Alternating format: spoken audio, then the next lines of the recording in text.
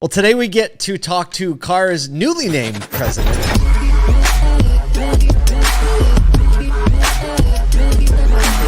This is Auto Collabs. And Chief Commercial Officer, I think we need to ask him what that actually means. Is one of those like C-suite roles that maybe could be a little confusing.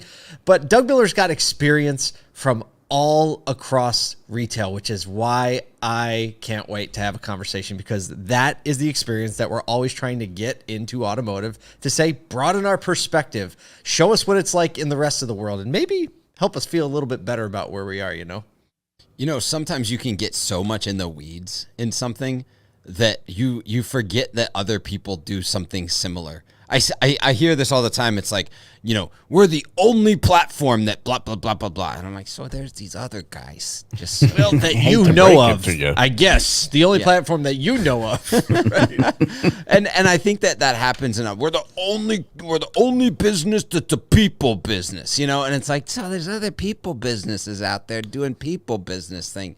And so I think that perspective that we get from people that have been both, like, I love the perspective, because you looked at his LinkedIn, it's like you go from cars.com to outside of the industry to back inside of the industry. And I think that mode of perspective, because a lot of people are in the industry, stay in the industry, and so we forget to kind of keep our eyes up on what's going on. And so I think I'm gonna appreciate this perspective a little bit. I couldn't agree more. I love that you brought up LinkedIn, because I feel like I'm the one that's bringing up LinkedIn a lot. And like, I was just on their LinkedIn profile, but there's kind of two sides to the car business. There's those of us who say, and kind of tongue in cheek say, we fell into this business. And then there's guys, when you're going through, like you said, you look at his LinkedIn history and it's like general manager, senior director, global vice president, chief revenue officer, chief executive officer. You're like you can see this man climbing to the top floor of corporate America. And he looks at it as automotive was the natural progression in my career chain. There's problems there that I want to solve, which I certainly hope we can get into some of that. I mean, just such a unique perspective. We hope you enjoy this conversation with Doug Miller, president of Cars.com.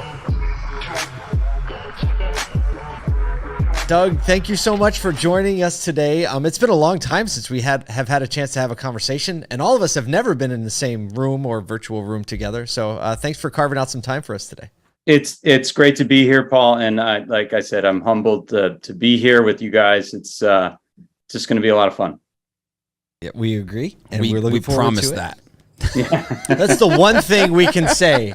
You may not learn a dang thing, but hopefully you'll probably laugh. And the hat collection. I am going to work on my hat collection for next time. So I'll bring it a little stronger than just the Kraken hat. We'll send you a few. We'll send you a few here. Yeah. Yes. Like so, first of all, we haven't started an episode talking about someone's title, but you are president and chief commercial officer at Cars. Explain to us what a chief commercial officer is. Yeah, well, I think about the whole business, right? I think about everything that we're doing, the two sides of the marketplace on the car side, all of the solutions that we're bringing. There are a whole lot of dimensions to what we're doing and building the Cars platform across media, marketing, reputation, solutions, and the marketplace. So, I think about all those things. I think about our consumers, and I think about how we're going to match them up with dealers and OEMs out there. And lucky enough, I work with some really great people who make that all happen. So, okay, so you have experience outside of automotive, which we think is a very valuable thing. But can you tell us about maybe some of that experience? But also, we're very curious, when did you first slide your way into the automotive space at all? Right? I don't know if there was experience before Cars or not. We'd like to know when people first woke up and realized, oh, I guess I'm in the automotive industry. In the automotive space. Yeah. My story is pretty good there. I was there. I have street cred, original founder street cred with Cars.com. I was there in 1997 with Alex, getting it off the ground, going into the original affiliates when it was an affiliate model, going through newspapers. We were building that business in partnership with Classified Ventures, the Cars.com brand. And it was these days, I give him a hard time because these days we don't even count 1997 as part of the history, everything in the history says that it started in 1998. Is that an intentional effort to cut you I out? don't like, and I feel like they're leaving me out of it somehow.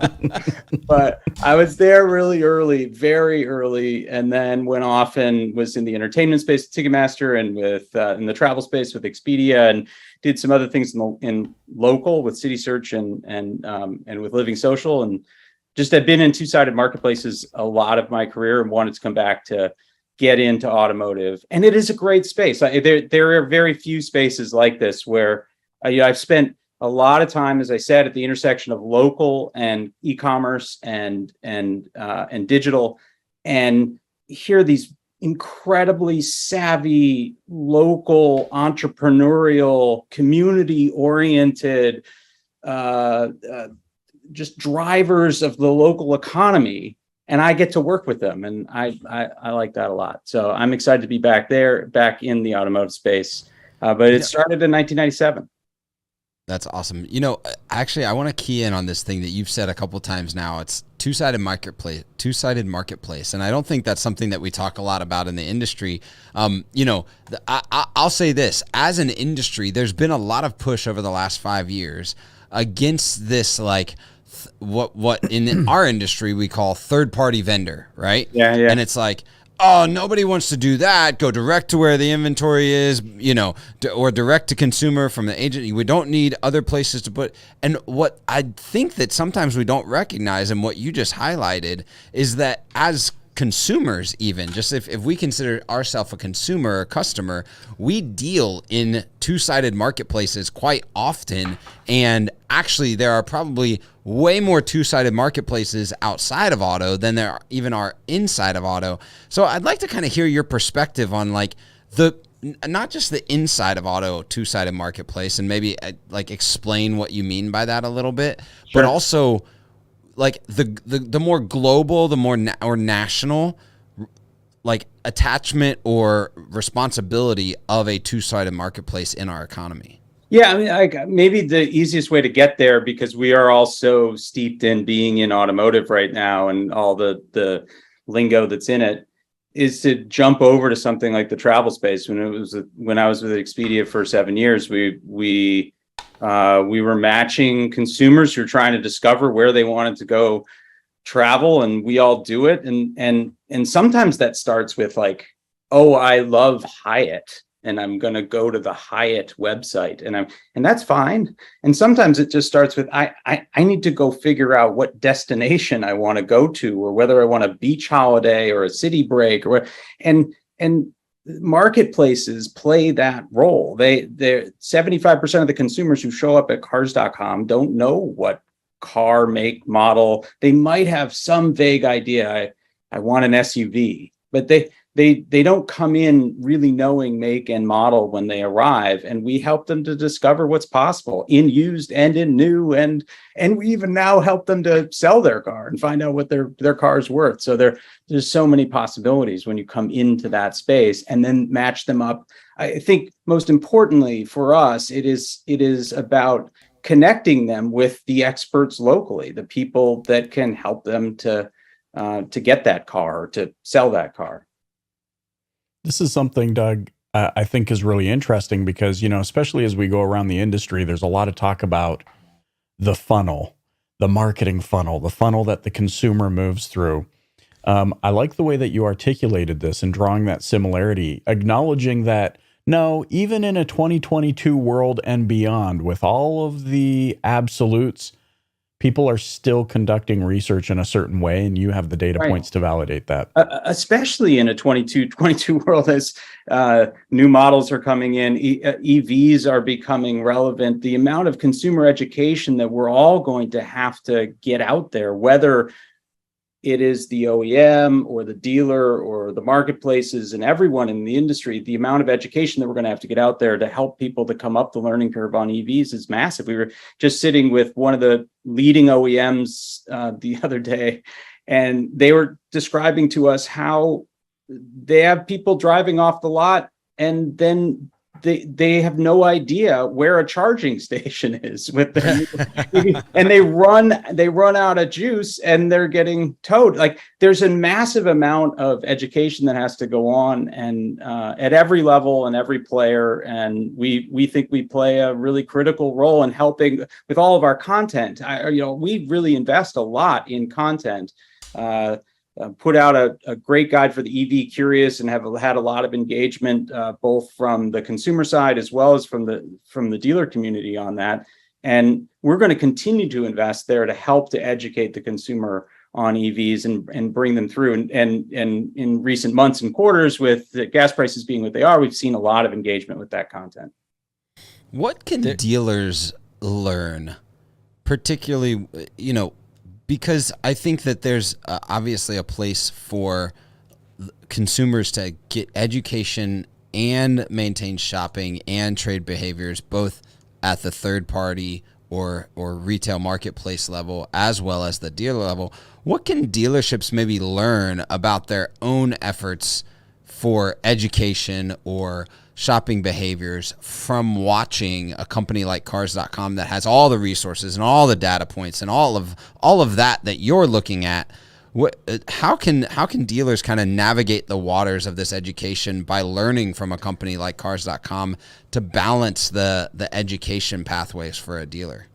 Yeah, one of the things that I think I am both really pleased with, Kyle, and kind of pissed off about, or I don't understand, is why they don't actually look at the ridiculous amount of investment that we make and then learn from it or model off of it, or understand that they can almost arbitrage it, right? Because when we go and we say, look, we have already invested in bringing all the consumers who are in market, real people in market, ready to buy a car, and we have a marketing solution like Fuel in Market Video, where they can go ahead and make sure that when their first dollar that they spend on marketing is in front of a consumer who's actually in market now, ready to buy a car, they still go off and buy some modeled audience somewhere, or they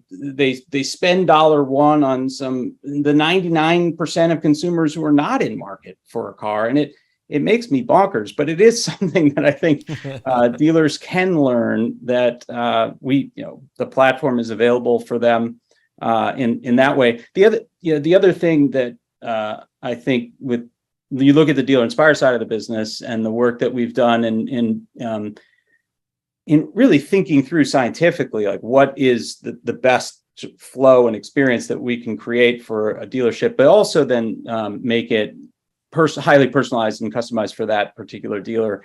Lots to learn on all sides. We're running 5,600, I think nearly 6,000 dealer websites at this point, and this massive consumer marketplace with 25 million uniques, leader in the space now in unique visitors each month. And we're really proud of that. And there's a lot of innovation that goes on there, and a lot that dealers can take from that. What you just said about, it, and it should piss you off, right? It should, the inside, and the value that you're working hard to bring, and the fact that you're that passionate about your product, I think is amazing. And may everyone else have such a passion for their product as well. It's making me go gray, Paul. It's okay. It's okay. We'll blame it all. There's definitely something under the surface, right, that leads people, because you have the data, right? You have the proof. You have the unique audience. You're doing the work on the back end to actually create organic content that drives the traffic organically, right? You're doing all these things that any marketer inside or outside, any content creator inside or outside automotive, even like it'll validate across all outside automotive platforms, saying like, well, that's actually how you build valuable traffic to your site. You do all those things, right? They're best practices outside automotive. There must be some level of kind of distrust that's built up in the dealer mindset that is no, because when people hand you something free, right? I'm always like, nah, I don't want that. No, it's free. Yeah, sure. right? No, it really is this really, I don't know, right? Just something about it, this distrust that comes up with that. Where do you think the root of that is? Like, I'm just curious on your thoughts of that, because it's there, right? And it's the reason that people aren't leaning in. Yeah. We're lucky that we work with the many thousands of partners that do lean in, right? I'll say that first. Sure. Like we have some great partners that do lean in and have across the whether it's the reputation side, the dealer inspire side, the cars marketplace side, they're leaning into the entire platform, and they're really powering their business off of it, which is great to see.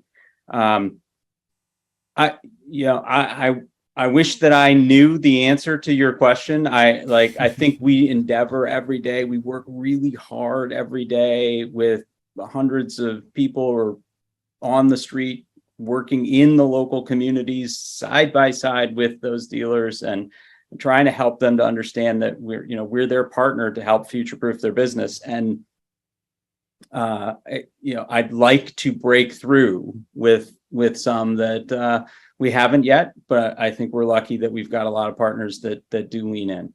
And sometimes it's going to take that, right? Like you guys know this well. It's that they listen to one another, and so we work really hard on making it work for those partners, and from that our reputation will build and grow. I'd like to see more commitment. The other thing that makes me a little bonkers and it's hard to understand is it's so efficient. It is so efficient. The connections that are created through the marketplace. Now we're with Credit IQ as an example. We're introducing right now we're introducing this instant finance capability on VDPs, and this is also something that is a page taken and learned from another world, right? At Expedia, we never sat around and wasted time talking about attribution. At Expedia, we put heads in beds, we put butts in seats. The airlines understood exactly how many tickets we booked or how many hotel rooms. The hoteliers understood that. We would debate and go tooth and nail on what are the commercial terms there, but we wouldn't debate attribution. It makes me nuts that we spend so much time in this space, so much time in this industry debating attribution and trying to figure out the sort of games that are going on of who should get the credit. And so when we introduce a program like Instant Finance, which is built on the Credit IQ platform, which is a recent acquisition, it allows us to connect a consumer directly into one of the dealer's loan products, right off the VDP on cars.com or right off the VDP on the dealer's website. It just connects them right into one of the dealer's loan products. And then you just get out of that debate. We created this loan together. There isn't a debate about where that originated. And I'm looking forward to more and more of that type of future where we just stop wasting time on questions of attribution. Is the reason why the questions of attribution weren't there was because things were connected enough to appropriately attribute? Is that what you're saying? Or we're not. Yeah. Gosh, the like they were with Expedia, but they not in automotive. Is what you're saying. Yeah. Well, one is an e-commerce model, and the other is a connection model. And I think the cars.com marketplace is increasingly moving toward helping the dealer with the sale of that car and getting consumers into a car, and that's where we want to help clear up that path to attribution, make sure that it's not fuzzy anymore. What kind of also helping consumer to sell a car, right? With our recent acquisition of AccuTrade, I think that's another place where it just won't be fuzzy. There is very little question of how a consumer came through to say, hey, I'd like to get a price on my car, and then they go through this great process, which is supported by the AccuTrade appraisal tool and the OBD scanner that syncs with that software, and they get a penny perfect offer, and then they're out the door. There won't be a lot of attribution discussion there. It's a totally different layer of a two-sided marketplace. Yeah. Right? Because now it's flowing in both ways. Yeah. Right. I guess that'd be like if Expedia got into Airbnb type. I don't know if they are or not. They are. Right? Well, there you go. Yeah. Yeah, well, and I think it's an exciting moment. We'll check back in with one another in a couple of years. We'll be sitting here, but I think it's quite possible that when our network of dealers and dealer partners are talking about the value they get from the Cars platform, more and more of them are going to be talking about their ability to acquire inventory, their ability to appraise cars effectively, their ability to take cost out of the process of appraising cars or buying a car at a bad price, like to be able to check and make sure that there's not a hidden flaw in what's going on with the mechanical history of that car. They can see that in real time and make those decisions. So I do think in a few years' time, we may be sitting here talking about the value of the platform has balanced into not only a discussion of helping them to sell cars, but also helping them to acquire and getting out of the auction. Michael, you had a question. Really I cut you off. No, I think part of it was answered. So I know my role. I'm just going to sit here and shut up. No, I'm kidding. Look good. You're looking not mighty dapper doing it. Oh, shucks. Now I'm blushing. I think about the early days. I'm really intrigued listening to some of the parallels that you're drawing between an e-com model like Expedia and then, of course, the model that we have, the current ecosystem. Was there ever, and I don't know the history, but was there ever a moment in time where Expedia had to jump through hoops to try and connect all of the puzzle pieces, similar to what I think we're going through in automotive right now, where nothing talks properly? And it started with a fax machine, right? Like that. Then like Expedia would take an order and fax it to the front desk at a hotel. Like there was no connection. It was all MacGyver. Manual labor in between that the kind two of blows points, my right? mind. I'm not gonna lie. Like, but it also kind of gives me hope for our industry. right? You're like, hey, we aren't starting at fax machines, right? Yeah, we're not starting there. But then slowly built into some kind of computer connections, and then some even deeper ways of connecting into existing hotel systems. But everything just had to kind of grow up over time in order for that connectivity to happen. But it did start with fax machine. Even like the ticketing business, I'll give you that parallel too. I was there when 100% of the business was not online. Like we were just bringing the business at Ticketmaster online. It was entirely a retail, right? Remember when we all stood in line and camped out? Sure For do. tickets. The box office. It was like Right. retail, and it was phones. And the founder at Ticketmaster, the original founder at Ticketmaster, said, like, over my dead body, this business goes to that crazy internet thing. And Barry Diller had the foresight to say, okay, I'm going to take this thing and we're going to move it to the internet. And within 4 years, we went from 0% of the inventory being sold online to 50% of and now it's damn near 100. That was in that period that we also invented created and launched the printed home ticket and some other things that really transformed the way we all consume that in that space. Now, like that innovation happened really fast and explosively. Here we are 22 years later, and I think that digital transformation of automotive is still going on, but for all the right reasons, right? Automotive is by its nature, like the camping out experience was bad for the consumer, and the printed home ticket is better. The dealership experience for the consumer matched together with digital is the future. It is that hybrid of being able to do things digitally, then move locally and actually physically be with this car, get the service that you want on that car, test drive that car, have that relationship with your local dealer, but also then be able to move seamlessly back digital. That's the platform that Cars is investing in to help dealers to get to.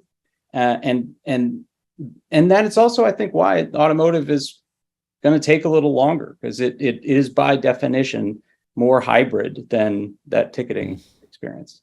Yeah, for sure. Well, Doug, I feel like we've been across the map, but connecting your experience to what Cars.com is working to do for the automotive industry has been really insightful for me, and appreciate you coming on Auto Collabs. Thank you so much for joining us in a couple short weeks at SoduCon and being willing to speak there. That's going to be a ton of fun. So on behalf of myself, Paul, and Michael, really appreciate you being on today. Thank you all. And like I said, I'm going to work on my hat, sporting some good hats for maybe in 2 weeks' time. I'll get that right. I got an idea, guys. We should do this podcast over fax machine. That would take a long time. Let's I think record it on Walkmans. And then what we'll do Oh, man. is I'll ship you the first sentence. You ship me the second sentence. Speaking Sound of good? 1997, hey, I remember 1997 very distinctly. It's the year I graduated high school. Wow. I was a Y2K baby. Were you? You know what the hit single was in 1997? Semi-Charmed Life by Third Eye Blind. Whoa. I was going to say Barbie Girl by Aqua. That might... Oh, no. I don't know. I don't know. Like, if you think about 1997, which he was telling us, obviously it started with papers and affiliate marketing and classifieds, which was what it really was. But then Cars.com, right, 1998, which was when they kind of officially went into the online marketplace side of stuff. Like, that's super early adoptive. You don't even have dealer. Like, I would say 90% of dealers haven't even adopted some form of website past like maybe landing page. I mean, it's still early 2000s that dealers are getting into websites at this point. So, for a company like that to continually be leading the charge on adoption of newer technologies. They acquired Dealer Inspire, which was definitely, especially in the mid-teens, just the front runner on innovative website technology. They acquire a Credit IQ that has already been powering some of the world's leading fintech providers from a vehicle perspective. Right. They acquire AccuTrade, a very new and innovative approach to trade cycle management. And so, I appreciate that, like, they haven't given up that initial entrepreneurial spirit in looking for innovative ways to conduct business. No, it seems like it is charging forward like nobody's business. It seems like it's kind of got a little renewal resurgence. He did tell a story after our interview that was fantastic about his Ticketmaster days. Good. And I have to share it. They sold the very first ticket like online through Ticketmaster, and all the executives are gathered in a room. So Ticketmaster, obviously massive, influential company in pop culture and commerce. Guy buys a ticket to a Seattle Mariners baseball game, and they're all gathered around, and the transaction comes through, and they're like, we should call the guy. And so all the executives, they call the guy, and literally he's like, the reason I bought it online is so I don't have to talk to jerks like you. And then he hung up. It's unbelievable. So, I mean, look, I think that's a validation that the move that they made was for all the right reasons. And their first review from that guy, the first review was from that guy being like, I will never buy another ticket from Ticketmaster again because I didn't want to talk to anybody. And then overpromised and underdelivered. And then first they called shot. Me. They did the one thing I didn't want them to do. Unbelievable. Well, we really hope that you enjoyed the conversation with Doug Miller as much as we did, and even our jokes and jabs afterwards in 1997 top hits. For myself, Kyle Mountsier, Paul J. Daly, Michael Cirillo, this has been Auto Collabs. We'll talk to you next time.